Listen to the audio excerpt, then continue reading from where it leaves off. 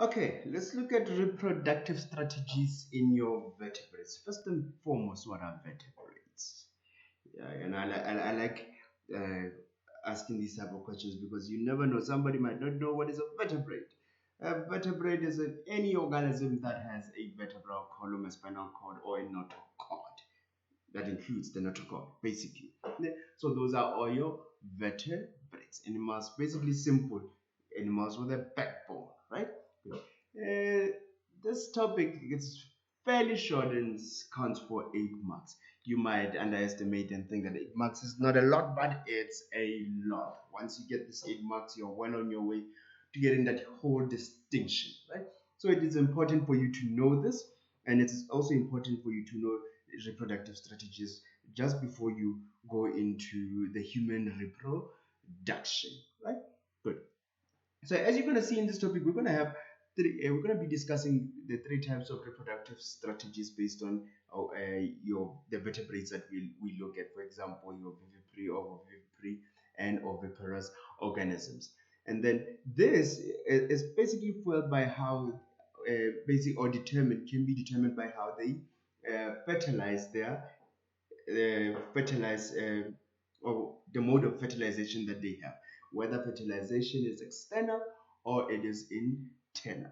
So, what do we mean by fertilization being internal and fertilization being external? External fertilization, what is external? Something that is on the outside. And what is fertilization? Fertilization, for example, is not for example, it is. Fertilization is the when the nucleus of a sperm fuses with the nucleus of an ovum. So that is fertilization, right? The fusion of those two nuclei from the sperm and from the ovum. So when that happens, when fertilization happens, does it happen inside the female? For example, in humans, where does the fusion of the sperm and the ovum happen? It happens in the fallopian tubes. And where's the fallopian tubes? Inside the human being, the female human being. So that is internal. It happens inside the female. External fertilization, for example, with frogs, it is basically the female releases eggs and some fish as well. The female releases eggs and then the male, well, not eggs actually, we shouldn't call them eggs, let's call them ovum. The female releases an ovum and then in the water, the male now releases sperm and the sperm must swim in water to go and fertilize those eggs, the ovum. Oh. So what does this tell you? It can tell you that, okay, maybe there's a bit of a disadvantage and an advantage. For example, with external fertilization, water is needed for that fertilization to take place. So let's look at the differences. Well, let's compare them basically. External fertilization requires water for fertilization, like I've explained. If a frog releases ovum, eh, its ovum in the water, the sperm must be released from the male and it must swim in this very same water in order to go and fertilize all of the ovum. That's plural for ovum. So there's no water needed for fertilization to occur in internal fertilization. People don't, for example, with human beings, we don't need water for fertilization to occur. They do it everywhere. Right. Gametes, which is your sperm, and let's do this, and ova are released into water. That's why we say it is dependent on water. For internal fertilization, sperm cells are released directly into the female during ejaculation. Good.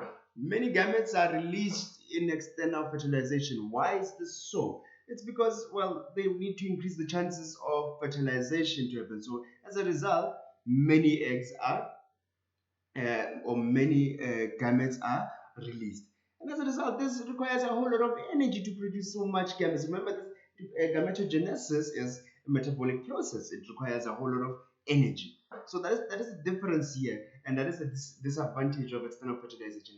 Is that it's going to require more energy because you're generating more gametes. And why do you generate more gametes?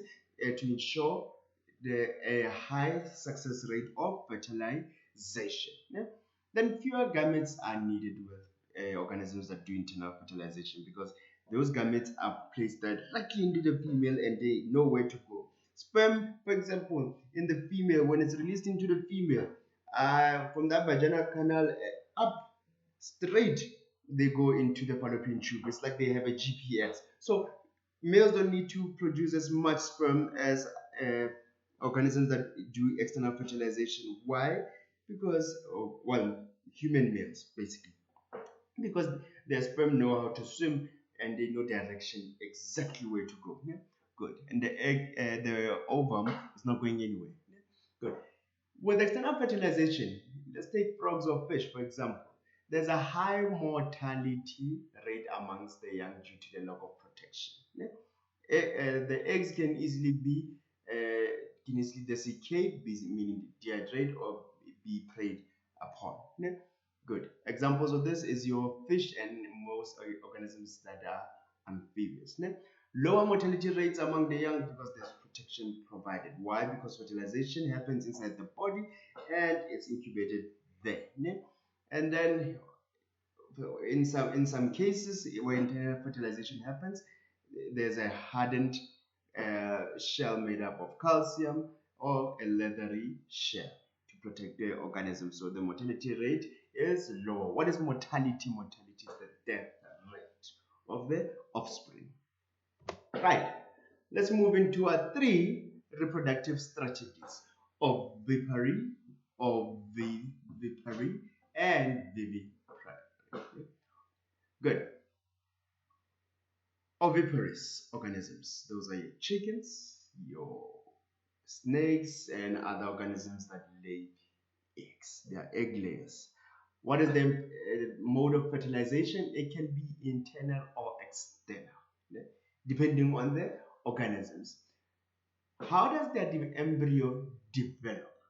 These organisms, their embryos will develop outside of the body of the female. So fertilization happens inside where the sperm will fuse with the ovum. And then what happens? It creates eggs inside which are going to be laid. So it is still internal fertilization or external fertilization, but the embryo develops outside of the body of the organism. So the little chick here developed outside the body of the hen. Then what do they feed in? So, for example, these eggs, what do they feed on when they are busy there growing inside the hardened shelled eggs? Well, there's something called a yolk. Basically, this is you find it in amniotic eggs. Ne? The yolk basically provides nutrients. Ne? It provides nutrients. Good, it's a reservoir for your nutrients. Then the type of egg for oviparous organisms is your jelly-like, which is and then or calcareous eggs. What are calcareous eggs? Basically, those ones that have a hardened shell. It's your normal eggs, basically, that have a hardened shell made up of calcium mostly. Reptiles and birds are a good example of your oviparous organisms. Then ovoviviparous organisms. I think these ones are a cheap knockoff of us. Which why do I'll explain why do I say that. Fertilization happens internally, and then the development of the embryo now it develops inside the body of a female. However, it is protected by a leathery egg, as you can see with this organism over here. I think this is a shark. A type of shark. Basically, the egg is inside the female and it develops inside the female. And the mode of nutrition, yes, is still there, yolk, because there's a leathery type of protection, which is the egg, the leathery egg. This is not a calcareous egg.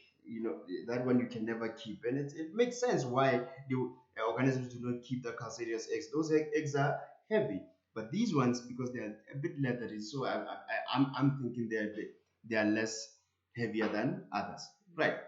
The young are independent of the mother's body. So since they are enclosed in an egg, they are independent of the mother's body. So what does this mean? Let's compare them to us as humans.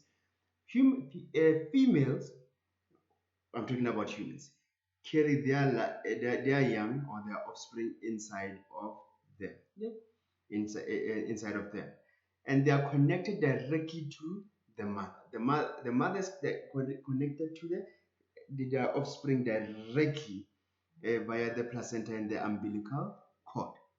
So the youngling or the offspring is dependent on the mother. But these ones, they are dependent on a yolk still. So what is the difference between ovoviviparous and oviparous? Ovoviviparous organisms basically, they only have internal fertilization. Yeah? Both of them produce eggs. However, oviviparous organisms, the eggs are kept inside the female, and there's still a yolk to nourish the embryo. Now, this does not mean when they're kept inside that the offspring is dependent or the embryo is dependent on the mother. They're just dependent on them for protection. That's it. But for nutrition, they still have a yolk. Then the type of egg can be leathery or some calcareous eggs, and then we have sharks, lizards, and snakes as an example of that. Then to a reproductive strategy that us humans use, which is vivipary. Yeah? Fertilization happens internally. For example, when you think of viviparous organisms, think of you as a human being. You do internal fertilization, then the development of your young happens on the inside, and the young or the embryo is directly connected to the mother. They have direct contact where they basically get nutrients from the mother through the placenta. These ones do not produce eggs whatsoever. I've never seen a human being that produces eggs. This is common in mammals. So that is your 3 reproductive strategies. So coming back to an egg. Remember we spoke about an amniotic egg. Produced by what? Produced by both your oviparous organisms, mostly the hardened shell calcareous egg, and ovoviviparous organisms. So what is an amniotic egg? It is named after this outer covering over here of the embryo. This outer covering of the embryo, that is the amnion. So the amnion produces what we call amniotic fluid. Even organisms such as us humans, our females have amniotic fluid. So this is the amniotic sac, amniotic sac, and inside the amniotic sac, you'll have the amniotic cavity, which carries the amniotic fluid. Good. Then right there at the bottom, there are 2 other things that are very important other than the amnion and its amniotic fluid. The yolk and the allantois. And then the chorion. So right before I continue with the yolk and the allantois and then the chorion, remember the amniotic fluid. What is its main function there? One of its main function is to protect the embryo against mechanical injury. It acts as a shock absorber. So the amniotic fluid, it's a shock absorber. So when so that the offspring does not get easily damaged while it's inside. It also basically protects the young from temperature changes. Then dehydration, protects them from dehydration as well. Good. Now let's go back to the allantois. Now the allantois collects nitrogenous waste. Basically, you can see that there are blood vessels connected over right at the bottom here. So it collects all the waste. So it collects all the waste from the embryo that is busy developing. Remember, there's no direct exchange with the mother here as to where the mother can basically get the waste from the offspring and then relay it outside the body. No. So this one has what we call the allantois, which collects all the nitrogenous waste, and also it assists in gaseous exchange. But what is responsible for this gaseous exchange? The chorion. The chorion allows for gaseous exchange in reptiles and birds. So that's basically in your oviparous organisms. So in viviparous organisms such as mammals, for example, the chorion forms part of the placenta. Yeah? And then the reserves for food, your yolk. Your yolk is basically reserves for nutrients, né? Enclosed by a yolk sac. Né? It just reserves basically for the young. Good. Now, the amount of the yolk inside an amniotic egg will determine whether the organism or the offspring is born well developed, large enough, or underdeveloped and very small. So it is very important. The amount of the yolk inside an egg is very important. Yeah? Good. If if the yolk is present in smaller quantities, the young hatches sooner because well, they're gonna run out of food, right? As a result, they are still underdeveloped and requires more parental care. We'll talk about these development strategies now: precocial and artificial development. Right.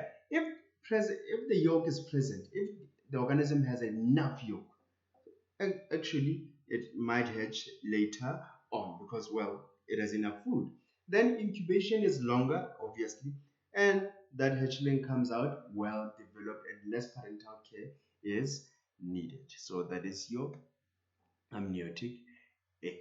Then the amniotic egg has a protective coat around it. That is a shell. The shell protects it from mechanical injury, prevents dehydration or desiccation, and allows for gases to move through it. Right? Good.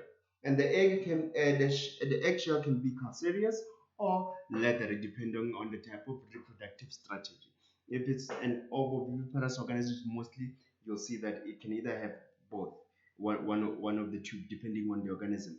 Ovoviviparous can have egg calcareous or leathery egg, but oviparous organisms, uh, uh, not oviparous, oviparous organisms have your calcareous egg.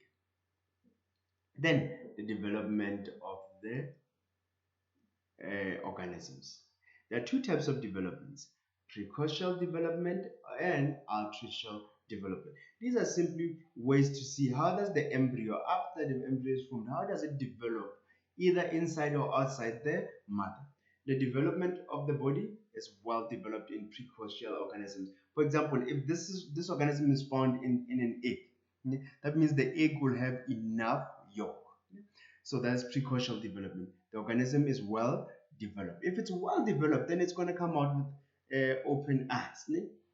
For example, mammals, some mammals, not all of them, then they will have fur or feathers. Some basic, like chicks, for example, they're basically when they hatch, they have feathers, although not well developed feathers, but their first coat of feathers, and then they can see. Good. There's low degree of parental care since this organism is basically well developed, and they can move. When chicks hatch, they start moving. Like the yolk amount is basically because of this well developed organism coming up. That means the yolk amount was high enough. Then artificial development, the organism has low quantity of the yolk. If it's, for example, an organism that hatches from an egg, that means that egg lacked, oh well, let's just say it has lower quantity, lower amounts of yolk. As a result, the hatchling hatches sooner and is underdeveloped with closed eyes, usually naked, no fur, no feathers whatsoever. Then that means the parent has to take care of that youngling. So there's a high degree of parental care. And then the young have limited ability to move freely. So that's why they need parental care. So those are the developments, two types of development based on things such as yolk quantity. Yeah, good. So basically, this is an example of organisms. In a test, they might give you a picture of an organism born and say, for example, on figure 5, duckling, they have eyes open and then they have fur. So what type of development is this? This is precocial development. They are well developed. That means that egg had enough yolk in it.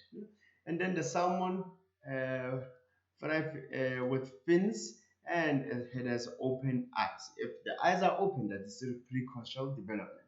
Now, Figure 7, however, nesting birds. Can you see that those birds, they don't have any type of fur or feathers on them, and their eyes are closed. They're just there, waiting for food. It can come from anything, and then they are prone to predation and many other things. So that is artificial development. These things cannot see, so that means something can come and play on them. So that means there's a high degree of parental care that needs to be done here. Pinkies, your red babies, in mammals.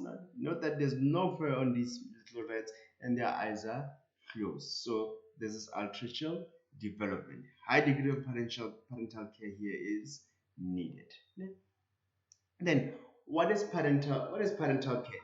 So parental care basically is basically the female, or both the female and the male, taking care, or for example in some species the male takes care of the, I think it's some bird species, takes care of the offspring. Good. So parental care increases survival of the offspring, and those that invest more energy before birth, then they display very little parental care when the young is born. So basically, those are the type of organisms that undergo precocial development. Example of parental care: building a nest. So these organisms will require a nest, right? Incubation of the eggs. So that's why they build the nest. They need to incubate the egg inside the nest, guarding the nest from predators, and then teaching the offspring, for example, if it's birds, how to fly, how to hunt, and so forth and so forth. Good. So basically, this is a small test that you can do just to test yourself that if you have understood the topic. I usually give these topic tests to my class. So provide the type of reproductive strategy and development. So for example, for A, it's a horse. So and you answer these ones, and then you match column A, column B, or column 1 and 2.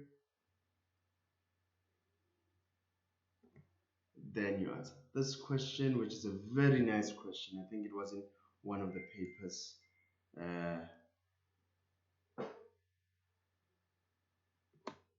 Then that's the last question. That's about it on reproductive strategies.